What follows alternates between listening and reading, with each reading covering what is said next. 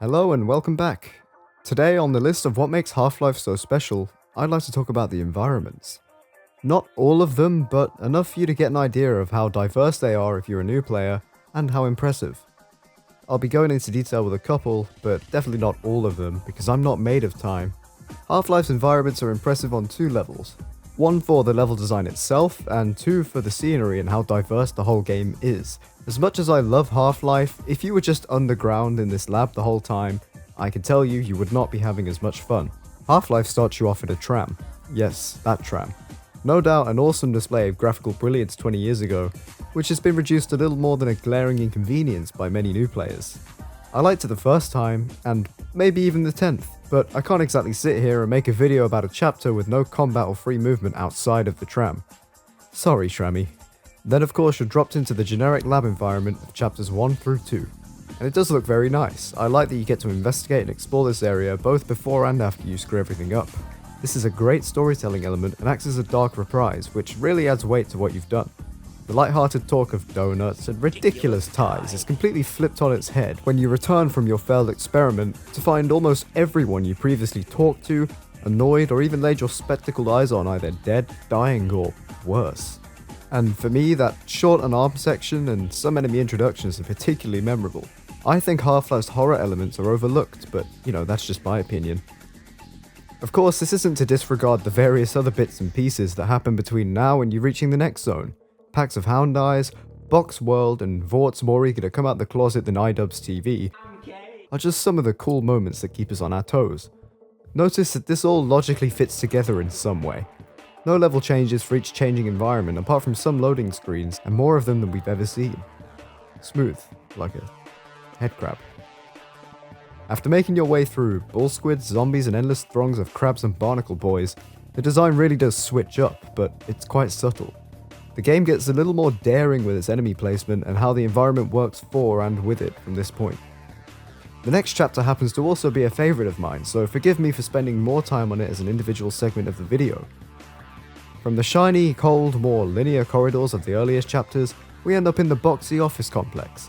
In terms of scenery, the palette completely changes from the aforementioned cold tones to a warmer, almost more comfortable feel. This is, of course, not representative of the horrors within. From the start, I feel like this chapter has parts that are designed with ways the enemy can completely blindside you and screw you over, for lack of a more polite term. I mean, turn right through that initial elevator and you'll witness a scientist getting the suck straight off the bat. The ceiling crumbles to reveal barnacles like this on a few occasions, but there are also sections in which the same tactic is used with headcrabs, and more headcrabs and vents than you can or want to shake a crowbar at. Luckily, at some point, fans start doing the job for you. For Vorts, we have these nice long corridors which allow them to really take advantage of their ranged attacks. Fortunately, Valve have kindly placed numerous obstacles around to shelter us or simply provide a little hiding space for you to reload. This creates a pretty cool weaving dynamic, which is, to be fair, used throughout the game. I'd say it's clear that, at this point, the game really starts to play with our expectations and is no longer the simple shooter it was just a chapter ago. As seamless as it was, I'd call Unforeseen Consequences more of a tutorial. Everything, while very fun, is much more routine. Run and shoot.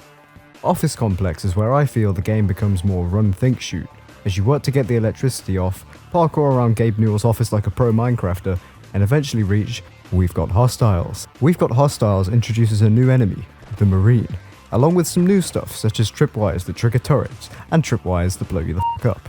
In true Half-Life fashion, we're taught this new mechanic through the gruesome demise of yet another scientist. But not before we hear one of the most memorable lines from the series.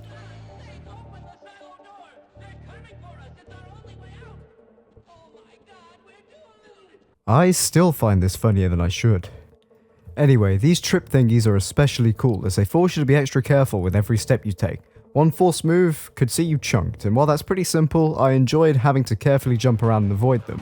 It added more movement to the game and forced you to take into account any aliens or scientists that may screw you over. I must have been killed at least once or twice by a spook scientist or particularly stupid headcrab. No need to avoid the wire when you can just get a buddy to trigger it for you. Another super notable part of We've Got Hostiles is that I'm pretty sure it's the first time the player is thrust into a proper outdoor environment. This totally contrasts against the cramped indoor settings of most of the game's maps, along with the often vertical nature of most of this chapter. Playing this chapter on the hardest difficulty is a real treat.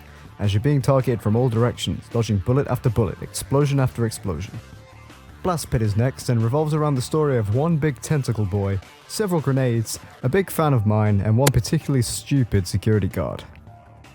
The most interesting things here are probably the tentacle, not as an enemy but almost for its sound-based movement and how it itself controls how you move through the chapter.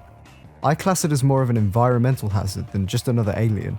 Also, the fan is really cool. I really like the fan. And that's all I'm saying. I like this a lot because I feel like in general the whole chapter uses backtracking very well.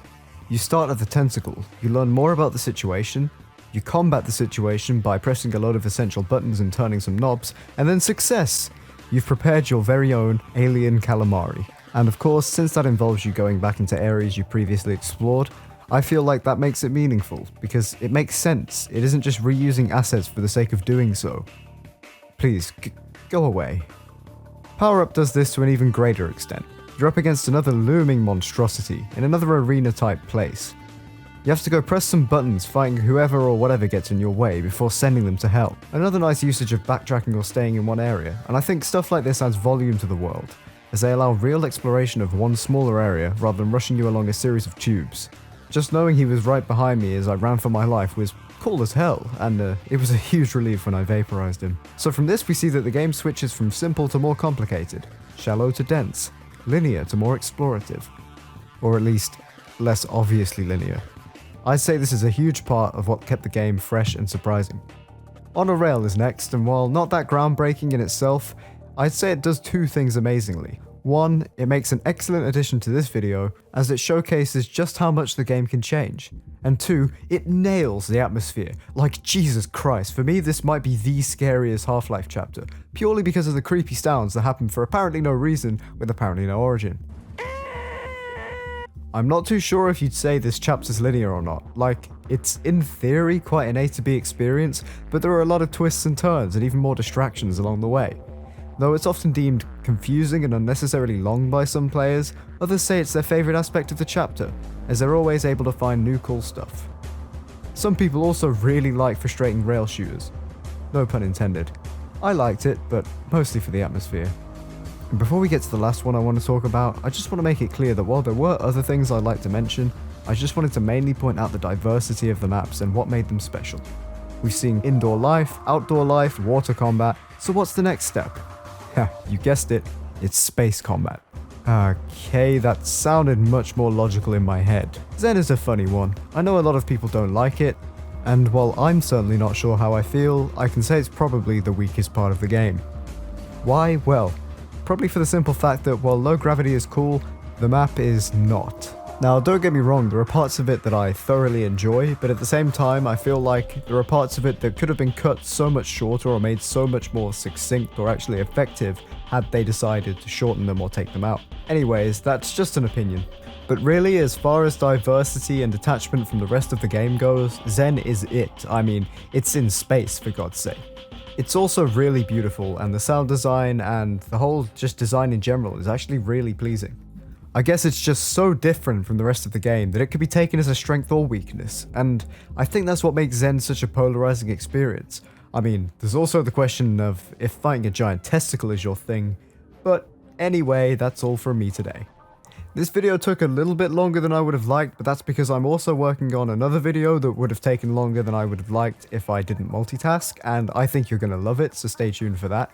And obviously, you're welcome to join my Discord if you like. We have quite a nice, sizable community there now as well, so it's lovely to see the channel growing, and thank you guys so much from the bottom of my heart, as silly as it may sound, for 1,000 subscribers. It feels unreal. Thank you.